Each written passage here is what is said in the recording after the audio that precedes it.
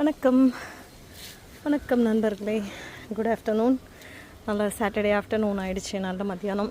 சரியான வெயில் தான், இருந்தாலும் பொறுக்கக்கூடிய வெயிலாக இருக்குது. ஸோ நான் மாடிக்கு ஓடி வந்துட்டேன். எதுக்காகனா ஆடிப்பட்டம் வருது இல்லையா, ஏற்கனவே ஒன்று போட்டேன். அந்த பாருங்கள், அதை மூடி வச்சுருக்கேன். அந்த கரும்பு சக்கை அது ஏற்கனவே ஒன்று போட்டேன். ஸோ அடுத்து என்ன ரெடி ஆகுது அப்படின்னா, காஞ்ச இலைகள், நல்ல காஞ்ச இலைகள். இதில் என்ன இலை இருக்குன்னா, கொய்யா இலையும் அசோக மரத்தோட இலையும் கொஞ்சம் மாமரத்தோட இலையும் இருக்குது. ஒரு 4 மூட்டை வச்சுருக்கேன். அப்புறம் கொஞ்சம் நாகப்பழ மரம் இருக்குல்ல, அது ஒரு மூட்டை இருக்குது. ஸோ இது எல்லாத்தையும் நான் இன்றைக்கி லீஃப் கம்போஸ்ட் பண்ணுறதுக்காக நான் எல்லாத்தையும் எடுத்து வச்சுருக்கேன். ஸோ இந்த ஃப்ரிட்ஜ் பாக்ஸ் ஒன்று ரெடி பண்ணி வச்சுருக்கேன். காலி பண்ணி ட்ரெயின் ஹோல்ஸ் போட்டேன்.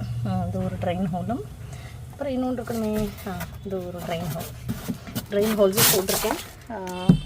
ஸோ இப்போ இந்த இது ஆடிப்பட்டத்துக்கு மண்ணுக்கு பதிலாக இப்போதைக்கு நான் லீஃப் கம்போஸ்ட் போடுறதுக்கு நான் அதை யூஸ் பண்ணிக்கிறேன். மக்குனதுக்கப்புறமா இதை எடுத்து கேதர் பண்ணிவிட்டு இதை ஃபில் பண்ணி வெஜிடபிள்ஸ்க்கு யூஸ் பண்ணிக்கலாம். ஸோ வாங்க ஃபில் பண்ண ஆரம்பிக்கலாம்.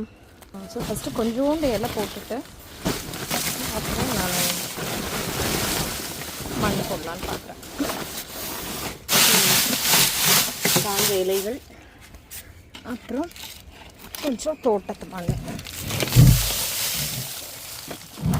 காஞ்ச இலைகள் வந்து கிடைக்கிது அப்படின்னா வேஸ்ட் பண்ணாமல் யூஸ் பண்ணிக்கணும். நம்ம ஏதாவது இல்லைங்களா, ஃப்ரிட்ஜ் பாக்ஸ் இல்லைன்னா அட்லீஸ்ட் சாக்கு மூட்டைலாம் இருந்ததுன்னா மூட்டையில் போட்டு கூட நீங்கள் அங்கேருந்து கூட நீங்கள் அதில் கூட நீங்கள் மக்க வைக்கலாம்.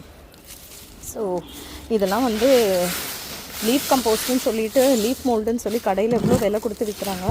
ஸோ இன்கேஸ் உங்கள் வீடு சுற்றிலாம் மரம் இருக்குது அப்படின்னா தாராளமாக தைரியமாக அதை யூஸ் பண்ணுங்கள், வேஸ்ட் பண்ணாதீங்க. இதெல்லாம் வந்து natural resource, natural assets. So இதில் கிடைக்கக்கூடிய நன்மைகள் வந்து அவ்வளோ இருக்குன்னு சொல்கிறாங்க.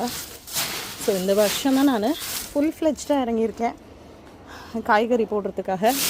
நிறைய ஃப்ளவர்ஸ்லாம் வளர்த்தாச்சு, காய்கறியும் போடணுன்றது என்னுடைய பெரிய ஆசை. ஸோ இறங்கிட்டேன். இந்த மாதிரி ஏதாவது ஒரு கட்டை ஏதாவது எடுத்து வச்சு கொஞ்சம் இப்படி நம்ம குத்திகிட்டே இருந்தோன்னா உள்ளே கொஞ்சம் இலை ஸ்பேஸ் இருக்கிறது, இலை இறங்கும், கொஞ்சம் இன்னும் நிறைய நம்ம போட்டுக்க முடியும். எனக்கு இன்னும் நிறைய இலை இருக்குது. இந்த மூட்டை இல்லாமல் கீழேயுமே இன்னும் நிறைய இருக்குது. ஸோ இப்படி குத்தி கொஞ்சம் நல்லா ஃபில் பண்ணிக்கலாம். இன்னும் கொஞ்ச நாள் என்ன ஆகிடும்னா இது மக்கி இறங்க ஆரம்பிச்சிடும். ஸோ மேலே நம்ம டாப்அப் பண்ணி புளிச்ச தண்ணி போட்டுக்கலாம். ஒரு சில பேர் வந்து சாணம் இருந்ததுன்னா அந்த தண்ணியை சாணம் வந்து கரைச்சி அது கூட ஊற்றுறாங்க, தெளிக்கிறாங்க. பட் எனக்கு சாணத்தை கையில் எடுத்து கரைச்சி போடுற அளவுக்கு இன்னும் எனக்கு வந்து பக்குவம் வரலை. ப்ளஸ் அதுக்காக நான் போக ஆரம்பித்தேன்னா எனக்கு இன்றைக்கி டைம் இருக்காது. I am working 5 days work பண்ணிவிட்டு மித்த 2 நாளில் எக்ஸ்ட்ரா ஒர்க்கெல்லாம் பார்க்கணும் இல்லையா. ஸோ அதனால் எது இருக்கோ கடகடான்னு அதை வச்சு வீக்லி ஒன்ஸ் தாங்க இந்த வேலையெல்லாம் பார்க்குறது. ஸோ ஒர்க்கிங் பீப்புளே செய்யும்பொழுது ஹவுஸ் ஒய்ஃப்ஸ் கொஞ்சம் கன்சிடர் பண்ணி உங்கள் வீட்டுக்காக, உங்களோட மன நிம்மதிக்காக நீங்கள் செய்யலாம் தாராளமாக. ஓகே மக்களே, முடிஞ்சு போச்சு.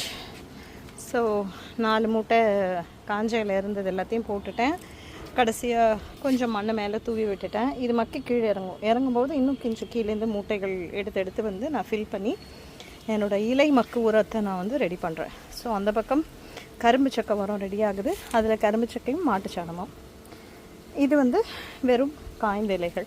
ஸோ இப்போ இது வந்து வெயில் இருக்கு இல்லையா, அதனால் மூடாக்கு நான் என்ன பண்ணுறேன்னா, இந்த தென்னை ஓலைகள் இருக்குது எடுத்து வச்சுருந்தேன், கீழேருந்து எடுத்துகிட்டு வந்து வச்சுருக்கேன். ஸோ இந்த தென்னை ஓலை வந்து இப்படி அதுக்கு நேர் வெயில் படாத மாதிரி நம்ம போட்டுட்டோம்னா ஆல் குட். கொஞ்சம் ட்ரை ஆகுதுன்னு தோணுச்சுன்னா அந்த புளிச்ச தண்ணி இருக்கு இல்லையா, அதை நம்ம அப்பப்போ தெளிச்சுக்கிட்டோம்னா போதும். ஃபஸ்ட்டு தரம் ஊற்றும் போது மட்டும் கீழே ட்ரிப் ஆகுதுங்க பாருங்கள், அந்தளவுக்கு ஊற்றிக்கலாம். ஃபஸ்ட்டு தரம் கீழே வரைக்கும் ஊற்றிக்கலாம், ஒன்றும் பிரச்சனை இல்லை. அதுக்கப்புறம் வெயில் உள்ளே போகாமல் இருக்கிறனால அது வந்து ட்ரை ஆகிடாது. ஸோ நம்ம என்ன பண்ணலாம் அப்படின்னா, மேலோட்டமாக தெளித்து விட்டால் போதும். ஸோ ஓகே நண்பர்களே, முடிந்தது இலை மக்கு உரம் தயாரிக்கிறது. ஆடிப்பட்டத்துக்கு அடுத்தது ரெடி. நீங்களும் ரெடி ஆகிறீங்களா?